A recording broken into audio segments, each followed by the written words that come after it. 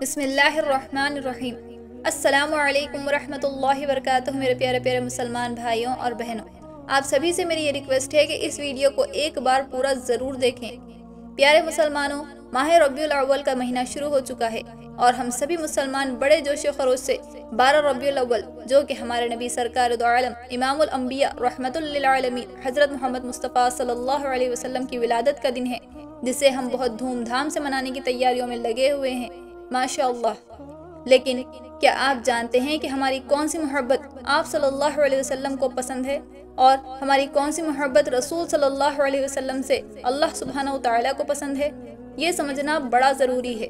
تو چلیے جانتے ہیں۔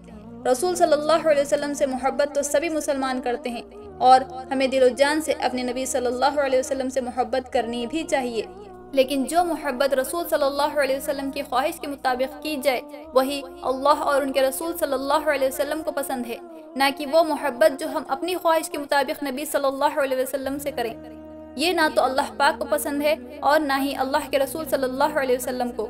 اور سنت اور بدعت کا فرق بھی یہی ہے کہ حضور صلی اللہ علیہ وسلم سے محبت اگر حضور کی خواہش کے مطابق کی جائے تو یہ سنت ہے، اور اگر آپ رسول صلی اللہ علیہ وسلم سے محبت اپنی خواہش کے مطابق کرتے ہیں تو یہ بدعت ہے۔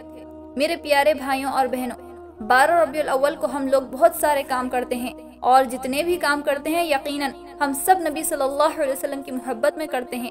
جتنے بھی لوگ جلوس نکالتے ہیں، جھنڈے لگاتے ہیں، گھروں کو سجاتے ہیں، بازاروں کو سجاتے ہیں، یہ سبھی کام ہم نبی پاک صلی اللہ علیہ وسلم کی محبت میں ہی کرتے ہیں۔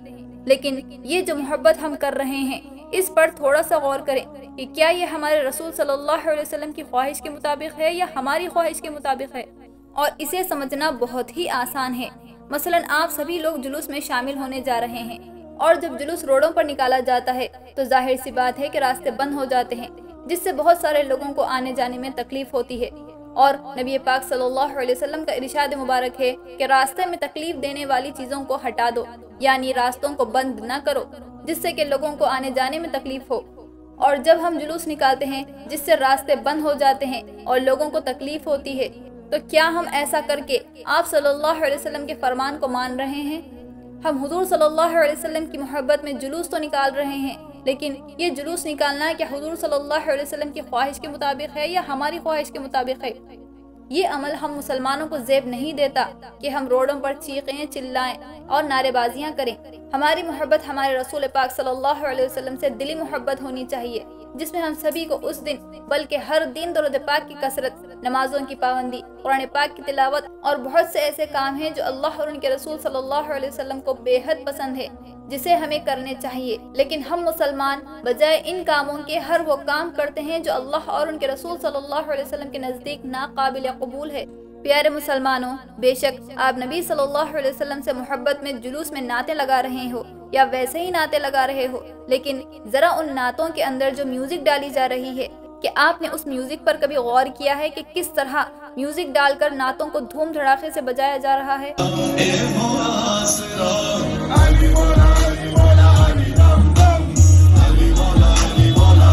جس پر ہماری نوجوان نسلیں نعوذ باللہ ناچ رہی ہیں اور جہالت کی انتہا کر رہی ہیں، کیونکہ آج کل ایسی ہی نعتیں بہت چل رہی ہیں کہ وہ نعتیں کم لگتی ہیں اور گانے زیادہ لگتے ہیں، جس میں اتنا ساؤنڈ اور اتنی میوزک بھر دیتے ہیں کہ نعت تو سمجھ میں ہی نہیں آتی۔ اور یقین جانے ایسا کر کے ہم اللہ اور ان کے رسول صلی اللہ علیہ وسلم کو بے انتہا ناراض کر رہے ہیں۔ اور آپ خود اپنے دلوں پر ذرا ہاتھ رکھ کر کہیے کہ کیا یہ جو بھی کام ہم میلاد النبی کے دن حضور صلی اللہ علیہ وسلم کی محبت بول بول کر کرتے ہیں، کیا یہ قابل قبول ہے؟ جس طرح اس دن مسلمان اپنے گھروں سے نکل کر روڈوں پر جمع ہو جاتے ہیں، اور خاص کر ہمارے نوجوان بچے ایسی حرکتیں کرتے ہیں، سٹنٹ سکھاتے ہیں، گاڑیوں پر ریس لگاتے ہیں، پٹاخے اور بم پھوڑتے ہیں، جس میں میری بہت ساری بہنیں خاص طور پر گھروں سے باہر نکل کر یہ بے حیائی کے ماحول میں شریک ہوتی ہیں۔ اور حد تو یہاں ختم ہوتی ہے جب ہمارے نوجوان نعتیں لگا کر ناچتے ہیں۔ اللہ اکبر۔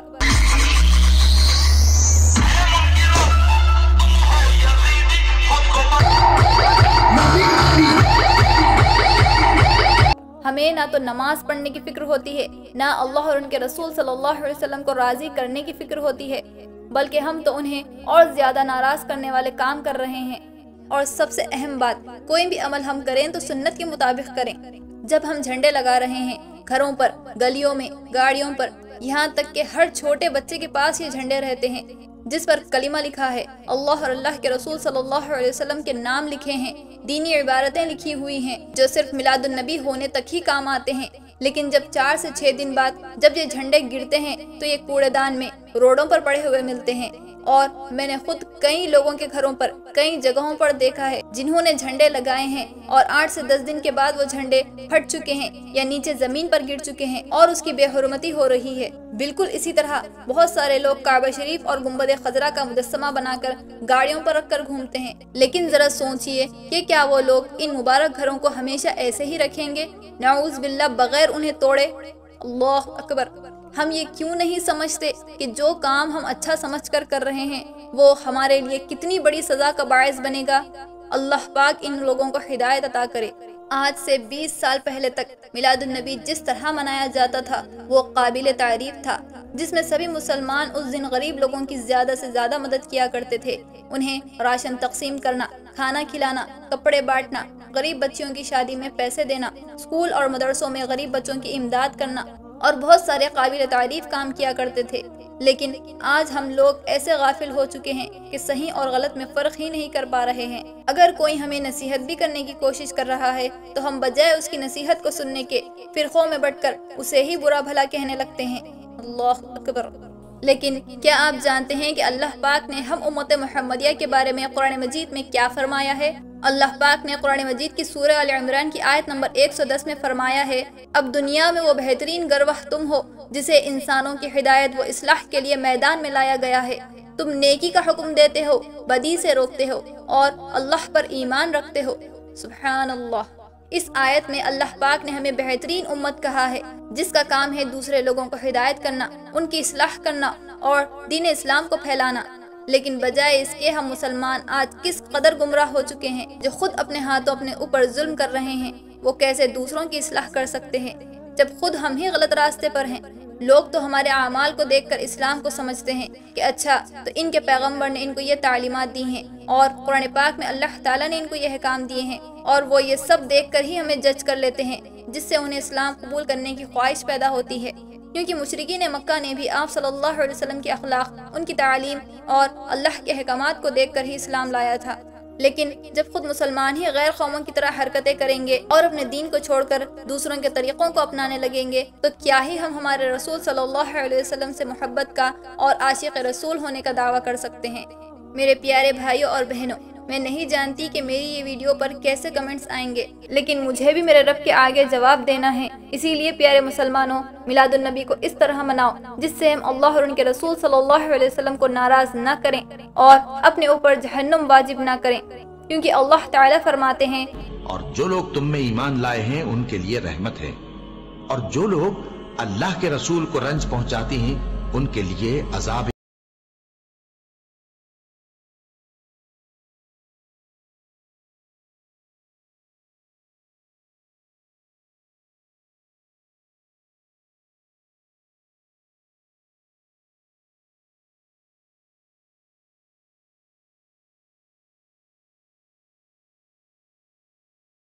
के खिलाफ करेगा। बेशक अल्लाह जबरदस्त है, बदला लेने वाला है। अल्लाह अकबर।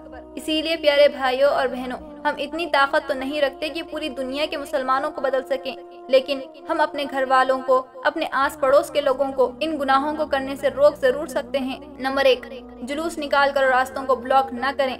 नंबर 2, म्यूजिक वाली नातें न लगाएं। नंबर 3, झंडों का एहतराम करें। और नंबर 4, जो सबसे जरूरी है, नमाजें तर्क ना करें। अल्लाह ताला हमें सही रास्ते पर चलने की तौफीक अता करे और सही दीन पर अमल करने की हिदायत अता करे। आमीन सुमामीन या रब्बुल आलमीन। उम्मीद करती हूँ कि ये वीडियो आप सभी को ज़रूर अच्छी लगी होगी। वीडियो अगर अच्छी लगी हो तो इसे ज़्यादा से ज़्यादा मुसलमानों तक पहुँचाएँ ताकि उनकी भी इस्लाह हो सके। तो चलिए फिर मिलते हैं अगली वीडियो में, तब तक के लिए अल्लाह हाफिज़।